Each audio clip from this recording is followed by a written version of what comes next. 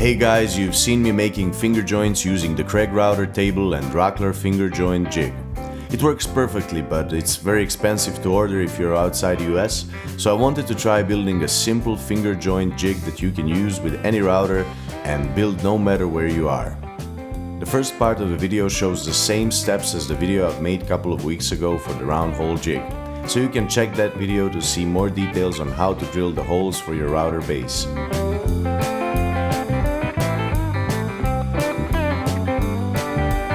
This is just a test project, so I will not give any precise dimensions in this video.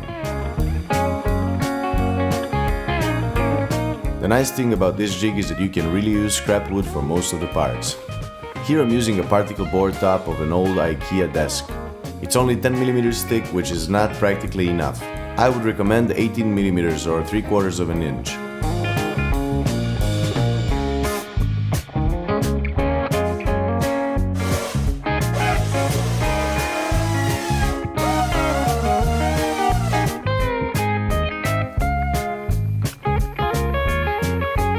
The only critical parts that need to be really accurate are the runner and the spacer, which I will show you in a second.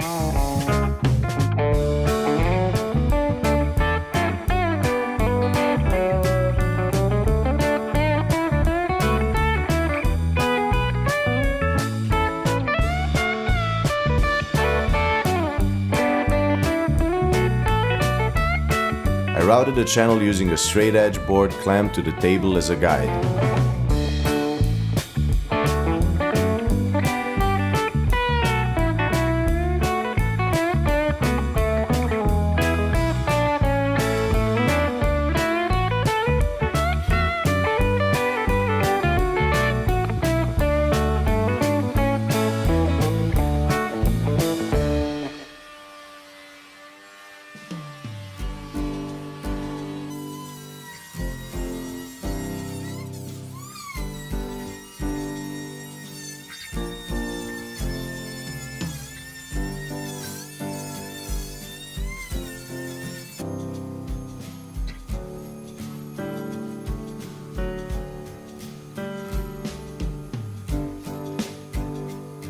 Then I cut a runner to fit the channel. It needs to slide easily up and down, but there shouldn't be any play left to right.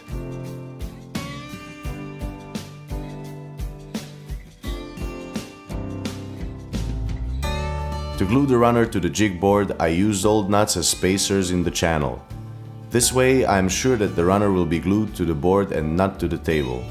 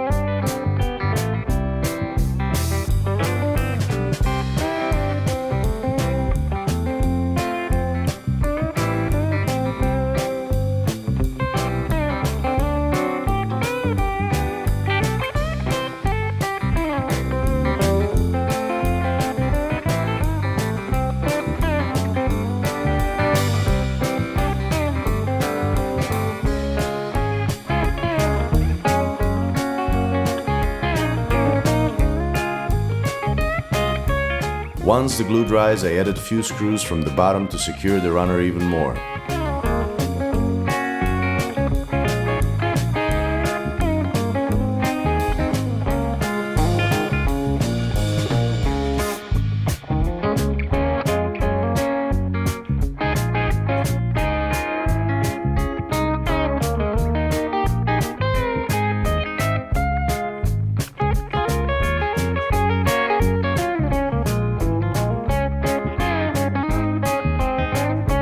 I test fitted it to the tabletop and it seems to be okay.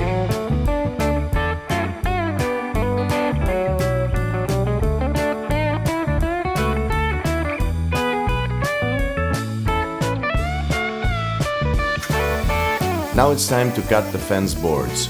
I'm using some scrap 18mm pine boards. This will be a supporting board for the sacrificial fence. This way you can change the size of fingers just by changing the sacrificial board and the spacer, as you will see shortly.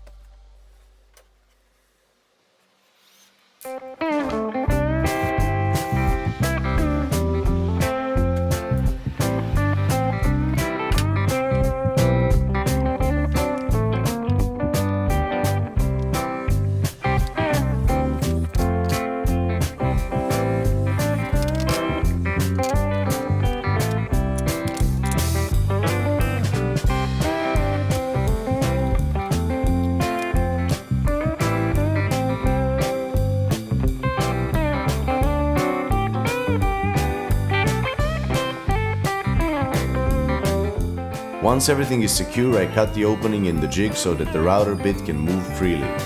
I use the same size board for sacrificial fence. You can use any size you like and you can make the jig as big as you need.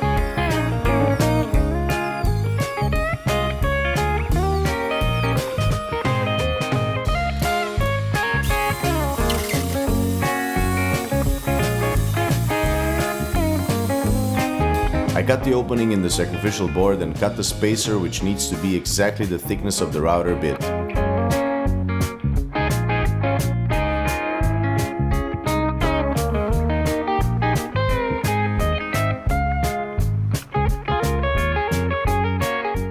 I fit the spacer and glue it to the sacrificial board.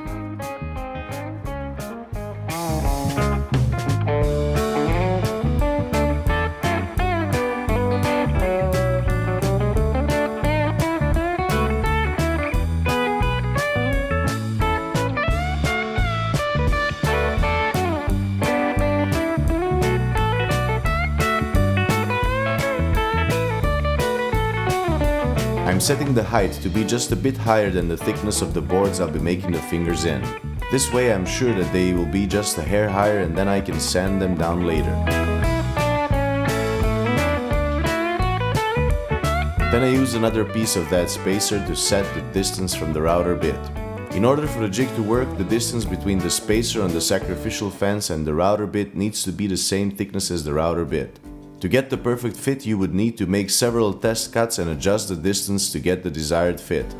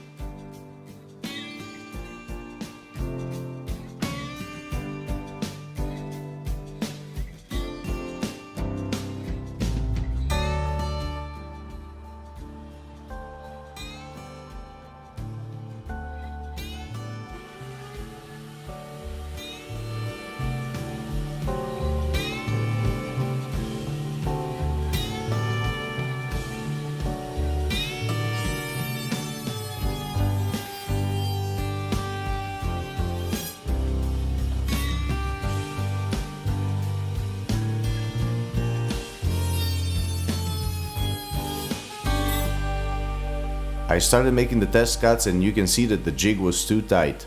I had to adjust the fence a bit to make it a bit more loose.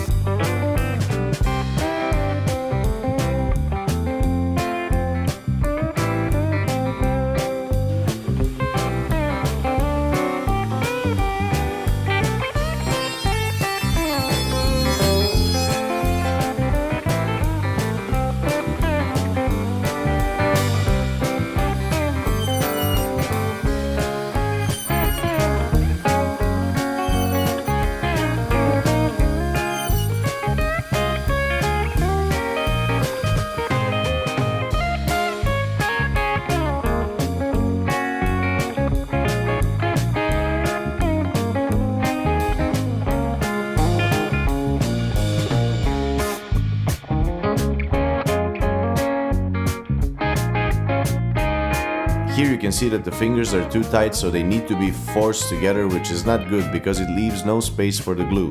But I was really satisfied with how the jig performs, so I will build another one with proper dimensions and better quality wood, together with a small router table so that the jig is standalone and complete. This way you can make finger joint cabinets for your amplifiers or speakers without buying fancy jigs and expensive router tables.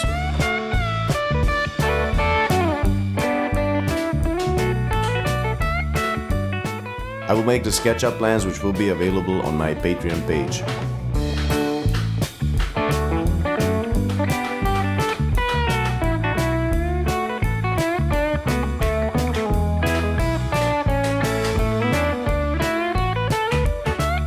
If you like this video, don't forget to like and subscribe, and if you would like to see more projects and videos like this one, you can support me on Patreon.